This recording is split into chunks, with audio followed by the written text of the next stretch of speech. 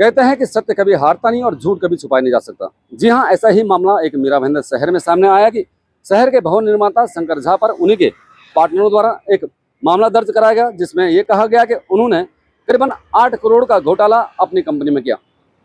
और उन्होंने आज तक मैं बोलता हूं सर 7 करोड़ 24 लाख का क्लेम किया, लेकिन मेरे को साबित कर दे, ना तो सेशन कोर्ट में साबित किए हैं कि 7 करोड़ 24 लाख शंकर झा ने लिया, और ना ही हाई कोर्ट को उन्होंने स्टेटमेंट किया। लेकिन कहते हैं ना, सिक्के के दो पहलू होते हैं, जो कि पहला पहलू आपने सुना होगा कुछ समय पहले कि शंकर झा के पार्टनरों ने किस प्रकार से आरोप लगाया। लेकिन आज हम शंकर झा से सीधी बात करेंगे और उनसे समझेंगे ये मामला है क्या। आप लोगों ने हाल ही में देखा होगा कि हमारे खिलाफ कैसे कैसे षड्यंत्र रचा गया था, क्या क्या बोला जा रहा था। तो मैं जस्ट कुछ क्लियरिटी दे देता हूं आपको कि क्या हुआ था एक्चुअल में और कैसे हुआ और क्या क्या हुआ। हमारे एक पार्टनरशिप डीड बनता है 10 फरवरी 2023 को, जिसमें 2 पार्टनर्स एग्जिट होते हैं और 2 पार्टनर्स उसमें ज्वाइन करते हैं। संतोष समल साहब उसमें प्रीवियस पार्टनर थे, ब्रजेश सिंह और मैं ज्वाइन किया नया पार्टनर के तौर पे। संतोष समल जी का 40% का शेयर था उस पार्टनरशिप डीड में, और 36% का मेरा था, और 24% का ब्रजेश सिंह जी के थे। ये हम तीनों मिल करके एक लैंड एक्विजिशन के लिए ये पार्टनरशिप डीड बनाया। मई मंथ में 2023 में हमने एग्रीमेंट किया, डीए किया, डेवलपमेंट एग्रीमेंट, जो कि 13,600 मीटर का था, और एक प्लॉट था जो सर्वे नंबर 439 वो 1370 स्क्वायर मीटर का। दो प्लॉट को हमने रजिस्टर मारा। मैंने जो रिस्पॉन्सिबिलिटी लिया उसका लाइजनिंग का, डिजाइनिंग का, ऑफिस बनाने का, जो सारा प्लानिंग होता है, क्रिएटिव होता है, वो सब मेरी रिस्पॉन्सिबिलिटी थी। संतोष समल साहब की रिस्पॉन्सिबिलिटी थी कि उसको कंस्ट्रक्शन करेंगे, और ब्रजेश सिंह का रिस्पॉन्सिबिलिटी था कि वो सेल करेगा। इस तरीके से हम लोगों ने आपस की अंडरस्टैंडिंग बनाई। 13 मार्च 2024 को कमिटमेंट सर्टिफिकेट आया और हम लोगों को सीसी मिला, और हम लोग आगे उस पर काम कर सकते हैं। मैंने लाइजनिंग आर्किटेक्ट, मैंने डिजाइनिंग आर्किटेक्ट, मैंने लैंडस्केपिंग आर्किटेक्ट, ऐसे तमाम एजेंसी को मैंने अपॉइंट किया, भले वो क्रिएटिव हो, सारे टीम को मैंने अरेंज किया। और वहाँ पे बहुत ही खूबसूरत, अगर देखे होंगे हाइट पार्क का ऑफिस, तो मीरा भाईंदर का one of the best office था उस टाइम का, और आज भी अगर देखेंगे तो बेस्ट ही ऑफिस है। कुछ रीजन बस कि हमारे पार्टनर को काम करने का मन नहीं था, उन्होंने पैसा उठाते गए और काम नहीं किए। फिर हमारे और लैंडलॉर्ड के बीच में एक मिसअंडरस्टैंडिंग होने लगा, क्योंकि लैंडलॉर्ड ने शंकर झा को देख के वो लैंड दिया था, ना कि ब्रजेश सिंह को और ना ही संतोष समल जी को। फिर लैंडलॉर्ड के साथ में हमने कॉमन मीटिंग किया, और 2 अगस्त 2025 को एक इंडेमनिटी बॉन्ड बनती है, और इंडेमनिटी बॉन्ड में ये लिखी जाती है क्योंकि लैंडलॉर्ड को मेरे ऊपर ट्रस्ट था, इसीलिए लैंडलॉर्ड ने बोला झा जी वो लोग काम नहीं कर रहे, सिर्फ और सिर्फ पैसा उठाए जा रहे हैं, तो एक इंडेमनिटी बॉन्ड मुझे बना के दो, जिसमें ये लिख के दो कि आज के बाद में सेल, कंस्ट्रक्शन और बाकी सारे तमाम लाइजनिंग का ये सब आप करोगे, और लैंडलॉर्ड सिर्फ आपसे रिपोर्टिंग लगा, आपसे पूछेगा, वो किसी के ऑफिस नहीं जाए, किसी से बात नहीं करेगा। ऐसे हम तीनों पार्टनर की सहमति से एक इंडेमनिटी बॉन्ड बनी, जिसमें तीनों पार्टनर की कंपलसरी था सिग्नेचर हर एक डॉक्यूमेंट्स पे, और कि हमारा ऐसा बात हुआ था आपस के अंडरस्टैंडिंग में कि एरिस्टोन बिल्डर्स और झा रियल्टी ये 2 लोगो लगेगा। बट बाद में ब्रजेश सिंह ने बोला कि नहीं नहीं देव ग्रुप भी लगेगा, तो मैं ठीक है भाई कोई बात नहीं। ऐसा 2 बार 3 बार वहां पे बैनर लगा, और 2 बार 3 बार वहां पे निकालना पड़ा आपस की मिसअंडरस्टैंडिंग के हिसाब से। तो लैंडलॉर्ड ने बोला कि भाई किसी का नहीं बैनर लगेगा वहां पे, हम किसी के पास नहीं जाने वाले, वहां पे सिर्फ द हाइट पार्क जो प्रोजेक्ट का नाम है वही लगाओ। फिर हम लोगों ने द हाइट पार्क के नाम से सारे मार्केटिंग, सारे सेल्स का टूल, भले डिस्प्ले जहां पे भी हो, वो सिर्फ द हाइट पार्क के नाम से होगा, ऐसा करके एक इंडेमनिटी बॉन्ड में बनाया हम लोगों ने। देन उसके बावजूद भी, ये इंडेमनिटी बॉन्ड बनने के बाद भी उन लोगों ने इसका पालन नहीं किया। 2 ही साइन से सारा पैसा विड्रॉल हो रहा था, संतोष समल जी और ब्रजेश सिंह जी के। मेरा साइन नहीं लिया जा रहा था, अलॉटमेंट पे मेरा साइन नहीं लिया जा रहा था, कोई भी डॉक्यूमेंट्स हो रहा था उस पर मेरा साइन नहीं लिया जा रहा था।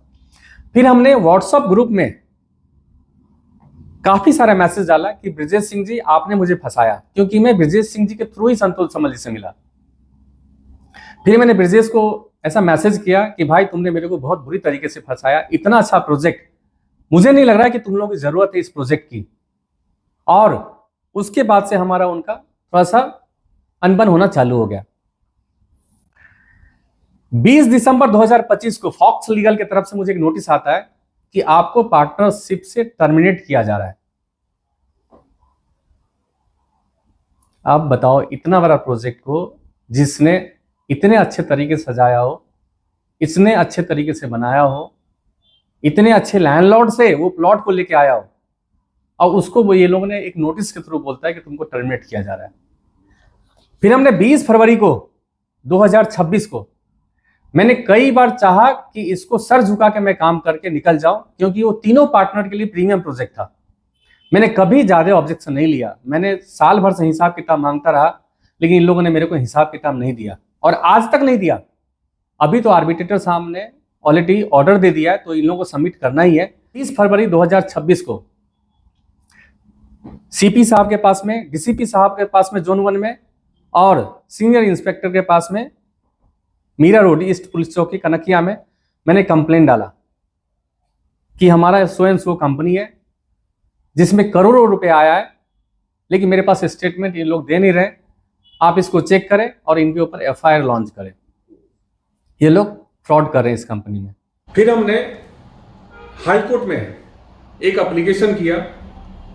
जब हमने देखा पुलिस चौकी से भी कुछ रिप्लाई नहीं आ रहा है, तो मैंने हाई कोर्ट में एक एप्लीकेशन फाइल किया, हमें आर्बिट्रेटर अपॉइंट किया जाए, क्योंकि जब कभी पार्टनरशिप फॉर्म में कुछ भी डिस्प्यूट होता है तो आर्बिट्रेटर के थ्रू उसको सॉल्व किया जाता है। कि फिर हमारा ऑलरेडी आर्बिट्रेटर 7 मार्च को हाई कोर्ट के द्वारा अपॉइंट किया गया, एडवोकेट मिस्टर राजेश दातर साहब, सोल आर्बिट्रेटर। फिर हमारे वहां पे हेयरिंग चालू हो गया। फिर हमने 13 मार्च को वापस एक कनकिया पुलिस स्टेशन में एक कंप्लेंट डाला कि अभी तक हमारा स्टेटमेंट नहीं लिया जा रहा है, आप इनके ऊपर एफआईआर लॉन्च करें, बट फिर भी कुछ भी नहीं हुआ। फिर हमें एक बाद में लिख के दिया जाता है कि ये सिविल मैटर है, क्रिमिनल मैटर नहीं है। मैंने बोला ठीक है, कोई बात नहीं। फिर हमारा आर्बिट्रेशन में जब इन लोगों ने सबमिट किया स्टेटमेंट कि हमने 143 फ्लैट बेचे हैं, उससे पहले मुझे पता तक नहीं था कि कितना फ्लैट बिका है। तो 139 में 81.29 CR बैंक में आया चेक से, जो मैं वापस क्लियर कर देता, जो रेरा अकाउंट में नहीं डिपॉजिट किया था, नॉर्मल करेंट अकाउंट में, जबकि महारेरा का एक नियम है कि चेक 5 लाख का हो या 25 लाख का, कोई भी कस्टमर से आए उसको पहले रेरा अकाउंट में जमा करना है, लेकिन इन लोगों ने उसका भी उल्लंघन किया, रेरा अकाउंट में नहीं जमा किया, और तकरीबन 30 से 40 करोड़ इन्होंने कैश उठाए। ये 111 करोड़ से लेकर के 120 करोड़ के बीच का फ्रॉड है। फिर हमारे क्राइम ब्रांच से नोटिस आया कि 18 जून को आपको आके क्राइम ब्रांच में स्टेटमेंट देना है। संतोष समल ने आपके खिलाफ और ब्रिजेश सिंह ने आपके खिलाफ कंप्लेंट डाला है। 22 जून 2026 को मैंने इस चीज को वापस देवा भाव को, principle of secretary, CP, DCP और एसआई, पीएसआई को मैंने वापस फिर एक लेटर लिखा कि सर ये जो हमने कंप्लेन किया है 20 फरवरी को अपना कनकिया मीरा रोड ईस्ट में पुलिस चौकी में, उसके बिहाफ पे आप एफआईआर लॉन्च करें, बट फिर भी कुछ रिप्लाई नहीं आता। हमें 2 जुलाई 2026 को आर्बिट्रेटर साहब के थ्रू एक पॉजिटिव लेटर आता है, ऑर्डर आता है कि आप इसमें बुक्स ऑफ अकाउंट्स जो भी हमारे संतोष समल जी थे, ब्रिजेश सिंह जी से जिनको मांगा गया कि आप ये सब 15 दिन के अंदर अंदर सब सबमिट करें। जैसे लगा कि ये पॉजिटिव ऑर्डर आया, सेम डे हमारे ऊपर में एक एफआईआर लॉन्च हो जाता है। 2 जुलाई 2026 को मेरे ऊपर एक एफआईआर लॉन्च होता है। उसके बाद में हमने एप्लीकेशन किया सेशन कोर्ट में बेल के लिए, बट अमाउंट का बड़ा था जिसकी वजह से उन्होंने रिजेक्ट कर दिया। हमने फिर एंटीसिपेटरी बेल के लिए हाई कोर्ट में अप्लाई किया और हमें वहां पे इंट्री मिल गया। अब थोड़ा सा मैं ब्रीफ करना चाहता हूं दोनों पार्टनर के बारे में। ये हो गया टोटल हमारा डॉक्यूमेंट्स की बात, सारे प्रोसेस की बात। अब दोनों पार्टनर्स की बात कर रहा हूं। ब्रिजेश सिंह जी हमारे पार्टनर बने विदाउट एनी इन्वेस्टमेंट। 24% के पार्टनरशिप दिया मैंने उनको। और इसके अलावा जब इन्होंने इंद्रप्रस्थ में घर लिया तो 35.51 लाख मैंने अपने सेविंग अकाउंट से उनको ट्रांसफर करके दिया है। उनके घर में जो इंटीरियर हुआ ना, उसका प्लाई का कॉस्ट मैंने चुकाया। कंपनी से मैंने एरिस्टोन बिल्डर से बोला भाई पैसा ले लो, उस जो ऑनर था उसका पैसा चुका दो आप। ये पैसे से उन्होंने घर लिया और वो आदमी वहां पे प्रेस कॉन्फ्रेंस करके बोलता है कि वो मेरा लायबिलिटी चुकाएगा। कोई बात नहीं। संतोष समाल जी का बैकग्राउंड ये है, जो मैंने पुलिस चौकी में भी कंप्लेन किया इस बात को। संतोष समाल जी का जो वाइफ है रश्मि अग्रवाल जी, वो मीरा भाईंदर के सबसे बड़े कंपनी 7-Eleven के फाइनेंस हेड है। अब बाकी चीजें आप समझ गए होंगे। और संतोष समाल जी इससे पहले एक प्रोजेक्ट बनाए वासुदेव पैराडाइज, जिसका सीसी ऑलरेडी स्टे है, आज तक ओसी नहीं आया और वहां के कस्टमर परेशान है। रवि ग्रुप का लेआउट है और ये लोग मुझे बोलते कि मैंने फ्रॉड किया है। 7 करोड़ का इन्होंने क्लेम किया है, आज तक प्रूफ नहीं हुआ है। और सारे मीडिया ने यहां पे हमारे देश का ना चौथे स्तंभ माना जाता है मीडिया को, इतने ट्रस्ट के साथ हम लोग देखते हैं। और वो मीडिया लोग हमारे नाम से गाना लगा रहे हैं कि ये 7 करोड़ लेके भाग गया, 8 करोड़ लेके भाग गया, जिससे लगता है जजमेंट यही लोग दे रहे हैं। यहां तक कि मेरे नाम से इनाम तक फिक्स किया गया। आज बताइए, एक यहां पे मेरा हजारों करोड़ का बिजनेस है, 2, 4, 5, 10 करोड़ की नहीं। और उस प्रोजेक्ट को लेकर के 7-8 करोड़ का क्लेम डाल के मेरे को बोलता है मैंने फ्रॉड किया, मैं भाग गया यहां से। जिन्होंने गाना गाया ना, उनके साथ हम भी गाना गाएंगे बहुत जल्दी। एरिस्टोन बिल्डर से संतोष समाल साहब ने कितना पैसा लिया है और कैसे कैसे लिया है, ये आर्बिट्रेशन में सब उनको बताना पड़ेगा, मैं सब बताऊंगा आपको। लेकिन 7 करोड़ 24 लाख जो मेरे ऊपर क्लेम किए वो आज तक साबित नहीं हुई, पक्की बात है।